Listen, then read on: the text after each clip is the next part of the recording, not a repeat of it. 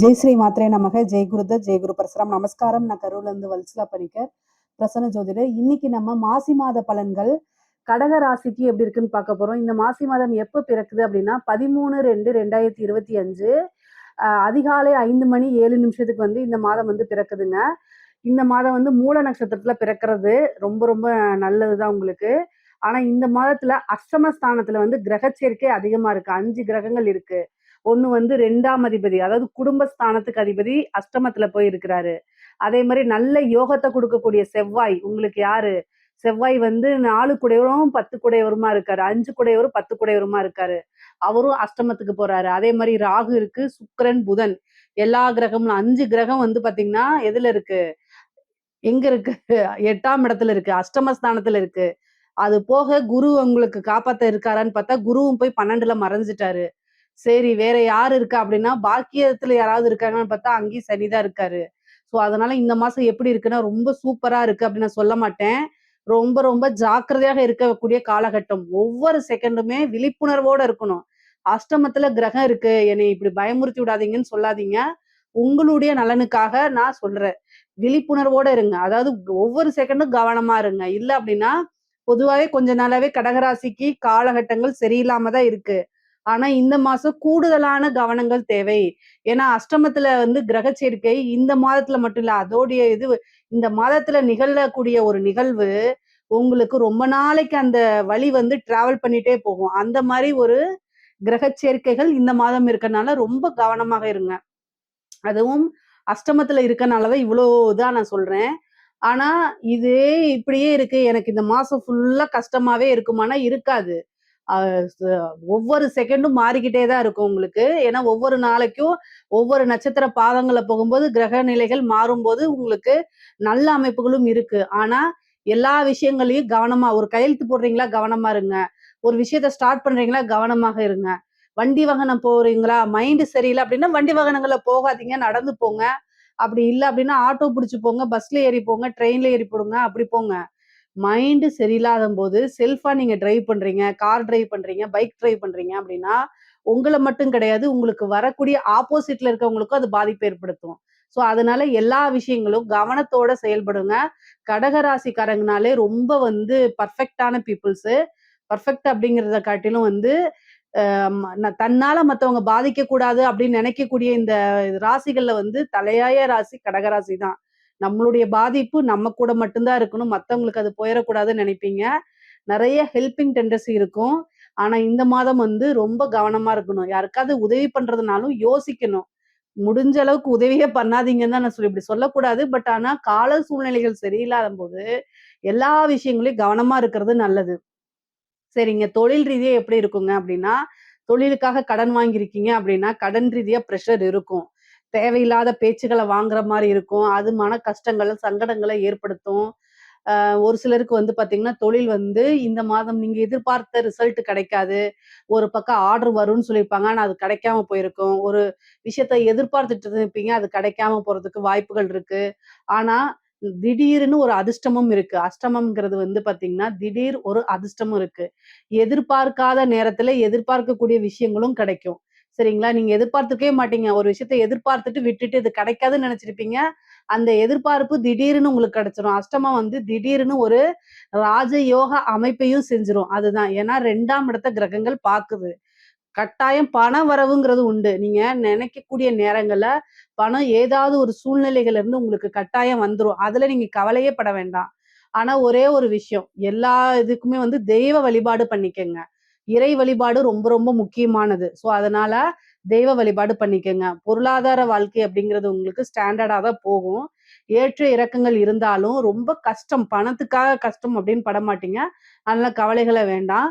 வண்டி வாகனங்கள்ல போகும்போது ஜாக்கிரதையா இருங்க. உத்தியோகத்துக்காக அலைச்சல்கள் இருக்கும் உங்களுக்கு. நீங்க எதிர்பார்த்த ப்ரமோஷன்ஸ் வராது. ஏதாவது ஒரு தடை இருக்கும். நீங்க ஏதாவது ஒரு லெட்டர் எழுதி குடுத்திருப்பீங்க. ஆனா அது ஸ்லோ மூவ்மெண்ட்டா போயிட்டுருக்கும்.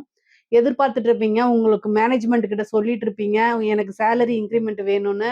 அதெல்லாம் இப்ப உங்களுக்கு கிடைக்காது. அடுத்த மாசம் பார்க்கலான்னு சொல்லுவாங்க. ஆனா இந்த மாசத்த வந்து நீங்க ஆர்க்யூ பண்ணாதீங்க. சரிங்கன்னு பொறுமையா வாங்க. ஆனா திடீர்னு எதிர்பார்க்காத சூழ்நிலை டபுள் இன்கிரிமென்ட்டா கூட உங்களுக்கு வந்துரும். ஆனா ஒரு தடவ கேட்டுட்டு இந்த மாசம் ஆர்கியூமென்ட்ட தவிர்த்துருங்க.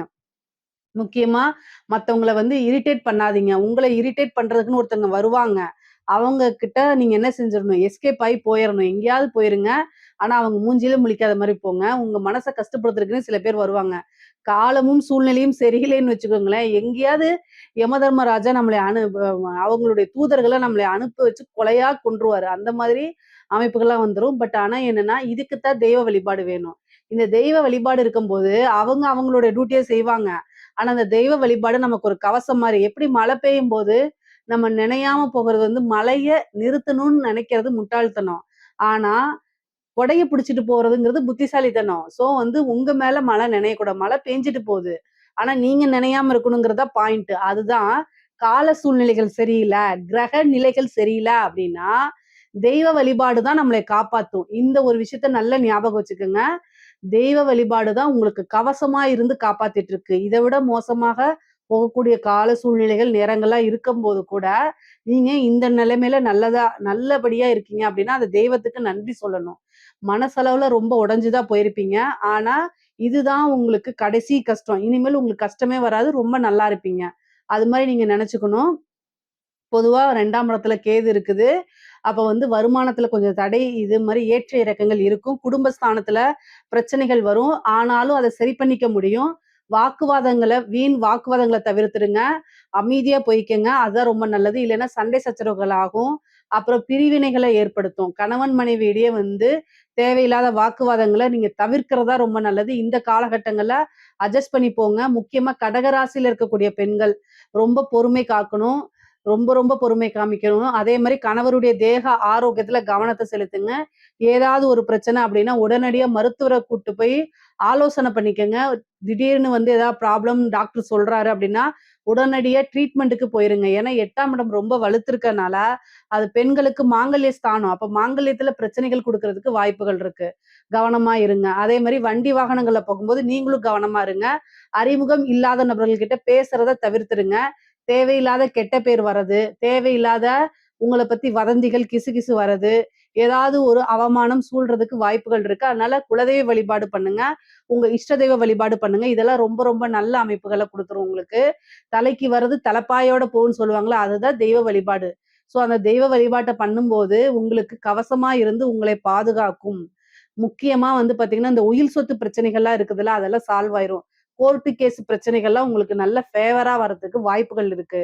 ஆ இந்த திடீர்னு வந்து பாத்தீங்கன்னா, இந்த பினாமி அப்படின்னு சொல்லுவாங்கல்ல, கடகராசிக்கு இந்த இந்த மாதம் வந்து 8ஆம் இடம் வலுத்திருக்கனால, உழைக்காத ஒரு வருமானம் வரும். நீங்க எதிர்பார்த்தது தான்.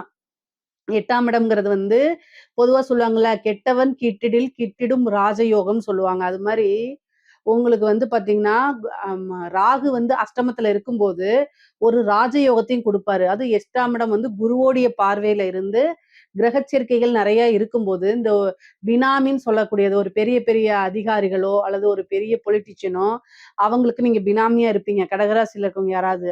அவங்க திடீர்னு அவங்க அவங்க வ அவங்க திடீர்னு ஒரு சூழ்நிலையினால இல்லாம போறாங்க அப்படின்னா, அந்த பணம் எல்லாமே உங்களுக்கு வந்துரும். அந்த மாரி ஒரு திடீர்னு அமைப்பு. அ அதே மாரி ஒரு இன்சூரன்ஸ் பணம் வரக்கூடியது. உயில் சொத்துக்கள். ஆனா இதா இருக்கிறாங்கல்ல, வாரிசுகள் இல்லாத ஒரு சொத்துக்கள்லாம் திடீர்னு உங்களுக்கு வந்துரும். அதே மாரி உயில் சொத்துக்கள் ஏதாவது கேஸ் போட்டிருக்கீங்க அப்படின்னாலும், அந்த கேஸ் எல்லாம் உங்களுக்கு ஃபேவரா மாறுறது.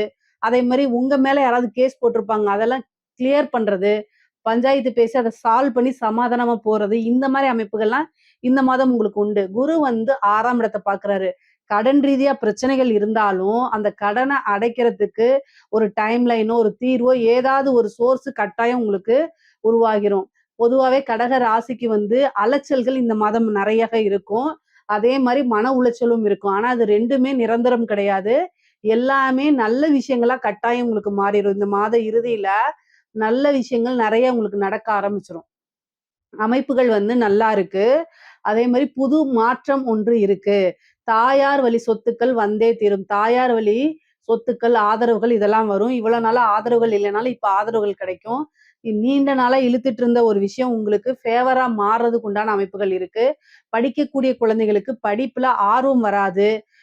வேற பக்கம் கான்சன்ட்ரேட் போகும். ஃப்ரெண்ட்ஸ் கூட வெளியில போறது, அதே மாரி ரீல்ஸ் பார்க்குறது, இது மாதிரி சோசியல் மீடியால ஆக்டிவா இருக்கிறது, இந்த மாதிரி தான் குழந்தைகள் போவாங்க. இந்த காலகட்டங்கள்ல அவங்களுக்கு பொறுமையா சொல்லி புரிய வைக்கணும். காதல் ரீதியா நெறைய பிரச்சனைகள் மேற்கொள்ற மாரி அமைப்புகள் இருக்கு. மன உளைச்சல் ஆகுறதுக்கு உண்டான அமைப்பு இருக்கு. இதெல்லாம் ரொம்ப ஜாக்கிரதையா இருக்கணும். அமைப்புகள் நல்லா இல்லாதம்போது பெற்றோர்கள் உறுதுணையா இருக்கணும். மேலும் அவங்கள கஷ்டப்படுத்தி பேசக்கூடாது. இந்த விஷயங்கள் எல்லாம் கவனமாக இருந்துக்கங்க. கலைத்துறை சம்பந்தப்பட்டவங்களுக்குலாம் நல்ல அமைப்புகள் இருக்கு. உத்தியோகத்துல இருக்கவங்களுக்கு ரொம்ப ரொம்ப கடுமையான காலகட்டமா இருக்கு. ரொம்ப மத்தவங்கள பத்தி பேசாதீங்க. எங்கேயுமே பேசாதீங்க. நீங்க காசிப் பேசுறதுனால 1க்கு 2 உங்கள பத்தி சொல்லி கெட்ட பேர ஏற்படுத்துவாங்க. கடகராசிக்கு இந்த மாசம் தேவையில்லாத அவமானங்கள சந்திக்கிறது, கெட்ட பேர் வர்றது, இந்த மாரி அமைப்பு இருக்கு. அதனால ரொம்ப ரொம்ப ஜாக்கிரதையாக இருக்கணும். முக்கியமா வந்து அஷ்டமஸ்தானம் வலுத்திருக்கனால தான் இந்த விஷயங்கள்லாம் சொல்றேன். வ ஹெல்த் ரீதியாவோ அல்லது வந்து சர்ஜிக்கல் இந்த மாரி செலவுகள்லாம் இருக்கு. மருத்துவ செலவுகள் இருக்கு. ரொம்ப கவனமா பார்த்துக்கங்க. 10 கூடியவர் அஷ்டமத்துல இருக்கனால, ஏதாவது ஒரு கருமம் செய்யக்கூடிய அமைப்புகள் இருக்கு. முக்கியமா தந்தையோடைய அமைப்புகள ரொம்ப பார்த்துக்கணும். தந்தை, தாய் இவங்களோட ஹெல்த்த பார்த்துக்கங்க. அது அவங்களுக்கு வந்து பெரிய மருத்துவ செலவு, மருத்துவ கண்டம் இருக்கிற மாரி காமிக்குது. அதனால ரொம்ப ரொம்ப கவனமாக இருக்கணும். அரசாங்க அதிகாரிக்கு ரொம்ப ரொம்ப கவனமா தான் இருக்கணும். லஞ்ச லாவணியங்கள்ல ஈடுபடாதீங்க. உயர் அதிகாரிகளுடைய அழுத்தங்கள் ரொம்பவே அதிகமாக இருக்கும். நீங்க எதிர்பார்த்த ஒரு விஷயம் கிடைக்காது. ட்ரான்ஸ்ஃபர்ல முட்டுக்கட்டை எல்லா விஷயங்களையும் உங்களுக்கு இதா இருக்கும். ஆனா, ரொம்ப கவனமாக இருந்தீங்கன்னா, எந்தவித பிரச்சனையும் இல்லாம தப்பிச்சுக்கலாம். ஏதாவது ஒரு பிரஷர் இருக்கு அப்டின்னா, உங்கனால அத செய்ய முடியல அப்டின்னா, மெடிக்கல் லீவ் போட்டு போயிடுங்க. இல்ல அப்டின்னா, நீங்க அந்த விஷயத்த உயர் அதிகாரிகளுடைய அழுத்தத்தினால அந்த விஷயத்த செய்யும் பட்சத்தில், நீங்க பனிஷ்மென்ட்க்கு ஆளாவீங்க. அவங்க எஸ்கேப் ஆயிடுவாங்க. அதனால இந்த விஷயத்த யோசிச்சு செய்யுங்க. ஒவ்வொரு விஷயமுமே யோசிச்சு செய்யுங்க. இது நமக்கு ரிட்டர்ன் ஆர்டரா அப்படின்னு ரிட்டர்ன் ஆர்டர் இல்லாம எந்த ஒரு விஷயத்தையும் செய்யாதீங்க. ஓரல் இன்ஸ்ட்ரக்ஷன்ஸ்ல வந்து செஞ்சீங்க அப்படின்னா, கட்டாயம் நீங்க மாட்டிக்குவீங்க. அரசாங்க அதிகாரிகள், உயர் அதிகாரிகள் எல்லாருமே கவனமாக இருக்கணும். அதே மாரி கலைத்துறையில இருக்கவங்களுக்கு நெறைய நெகட்டிவ் ஃப்ரேம் வரதுக்கு உண்டான அமைப்புகள் இருக்கு. கவனமாக இல்ல அப்படின்னா, கட்டாயம் பிரச்சனைகள் தான் மேற்கொள்வீங்க. அதே மாரி உங்கள பத்தி தப்பு தப்பா வர்றது, உங்கள பத்தி தேவையில்லாத வீடியோஸ் வர்றது, இதனால நெகட்டிவா வந்து உங்கள பத்தி எல்லா பக்கமும் பரவுறது, இந்த மாரி விஷயங்கள்லாம் வரும்.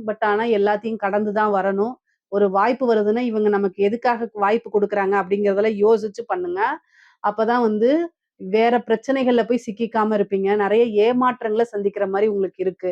அரசியல்வாதிகளுக்கு சொல்லவே வேண்டாம். கடகராசியில இருக்கக்கூடிய அரசியல்வாதிகள் கால சூழ்நிலைகள் சரியில்ல. கட்டாயம் பரிகாரம் தான் பண்ணிக்கணும். இந்த ஒவ்வொரு மூவ்மெண்ட்டுமே நீங்க யோசிக்காம எடுத்தீங்க அப்டின்னா, உங்களுக்கு கட்டாயம் தோல்விய தான் சந்திப்பீங்க.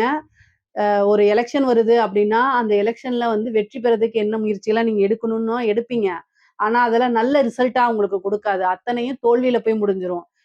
முக்கியமா வந்து பார்த்தீங்கன்னா, மன விரக்தி ஆயிருவீங்க. இத எப்படி கையாளணுங்கிறதே தெரியாத மாரி ஆயிரும். நீங்க எடுக்கக்கூடிய ஒவ்வொரு இதுவும் ஹார்ட் ஒர்க் போடுவீங்க, எல்லாமே போடுவீங்க. ஆனா நெகட்டிவா செட் ஆயிரும். ஏன்னா நெகட்டிவ் அப்படிங்கக்கூடிய அந்த ஸ்தானம் வலுத்திருக்கு. அதனால கட்டாயம் பரிகாரம் பண்ணிக்கங்க. தெய்வ வழிபாடு பண்ணிக்கங்க.